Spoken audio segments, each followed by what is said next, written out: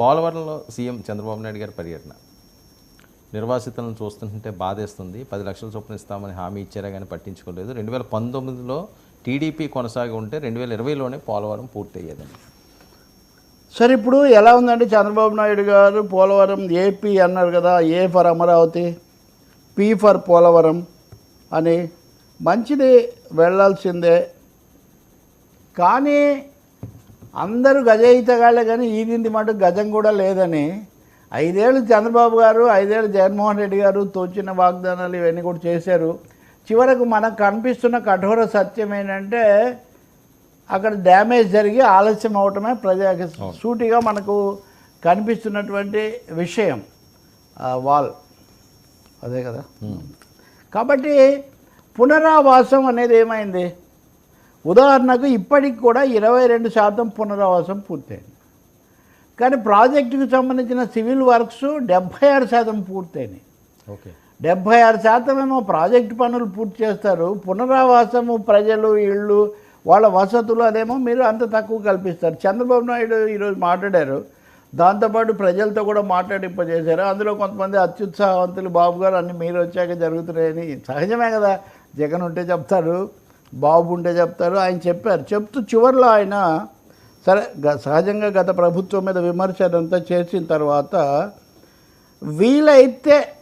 వీలైతే ప్రాజెక్ట్ పూర్తయ్యే లోపల పునరావాసం కూడా పూర్తి చేస్తామన్నారు. ఇది చాలా ఆందోళన కలిగిస్తుంది. వీలైతే ఏంటి? అసలు సుప్రీంకోర్టు గైడ్ లైన్స్ ప్రకారం ముందు ఆర్ఆర్ ప్యాకేజ్, ఆర్ఎన్ఆర్ రిహాబిలిటేషను అది చేసిన తర్వాత మీరు చేయాలి తప్ప దాని బదులు వీలైతే చేస్తారని చెప్పడం. రెండవది, దీనికి కనీసం 12,000 కోట్లు కావాలి, ఆయనే చెప్పారు. అవును, మరి 12,000 కోట్లు ఎవరిచ్చారు? కేంద్రం దాని గురించి మాట్లాడలేదు. కేంద్రం మీద నెత్తి మీద పడే బదులు జగన్ ప్రభుత్వం ఉండొచ్చు, అంతకుముందు మీరు ఉండొచ్చు, కానీ జరగలేదే.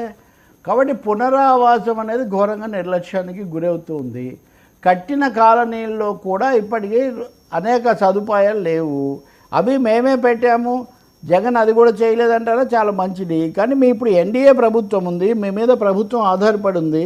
అటువంటి అప్పుడు 356 గ్రామాల్లో 105,000 కుటుంబాలు పూర్తిగా నిర్వాసితం అవుతాయి.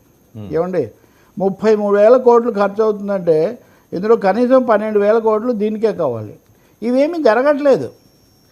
ఆ విషయం అయితే చంద్రబాబు పర్యటనలో ఆయన ఉత్సాహము లేకపోతే ఇవన్నీ చెప్పడం బాగానే ఉంది, కానీ ఖచ్చితమైన నిర్దిష్టమైన కాలపరిమితితో కూడిన హామీ అయితే లభించడం లేదు. పునరావాసం గురించి సాధారణ భాషలో పైన మాట్లాడుతున్నారు, కానీ రాజకీయం మాట్లాడినంత బలంగా, రాజకీయం మాట్లాడినంత లోతుగా ఇది మాట్లాడలేదు. అసలు ఎందుకు వీళ్ళు నెత్తిరేసుకున్నారు? చంద్రబాబు గారు అయినా జగన్ అయినా కేంద్రం మోదీ గారిని ఎత్తిన కదా ఇది పెట్టాలి. కాబట్టి పోలవరం వెళ్ళినందుకు సంతోషం. ఆయనకు ముఖ్యమైనది ఏపీ కదా, ఉండేది అమరావతి, పీ కాబట్టి పోలవరం అయిపోయింది. రెండు కూడా తీసిపోయి మోదీ గారి దగ్గర పెట్టి తెచ్చుకోవాల్సినవి వెంటనే తెచ్చుకోవడం చాలా అవసరం. పునరావాసం మీద చాలా తీవ్ర సమస్యగా ఉంది.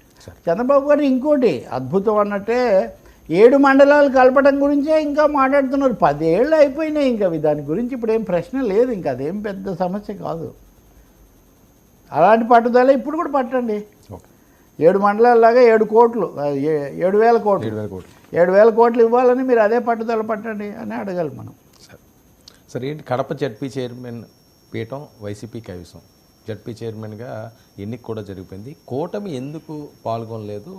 ఈ టైంలో జడ్పీ చైర్మన్లు అవనివ్వండి, మున్సిపల్ కార్పొరేషన్లు అవనివ్వండి, ఇది ఇంకా వైసీపీ కైవసం చేసుకోవడం రాజకీయం ఏంటి? కడప పరిస్థితి కొంచెం భిన్నం కదా. అది ఆయన పేరు ఇప్పుడు చైర్మన్ వీళ్ళ రామగోవిందరెడ్డి అయ్యాడు. కడపలో 50 ఉంటే 50 జడ్పీటీసీలు ఉంటే అందులో 49 వైసీపీవే. ఒకే ఒకటి గోపవరం అన్న ఒకదాని మటుకు ఐ థింక్ జయరామరెడ్డి అనే ఒక్క తెలుగుదేశం ఆయన ఒక ఆయనే ఉన్నాడు.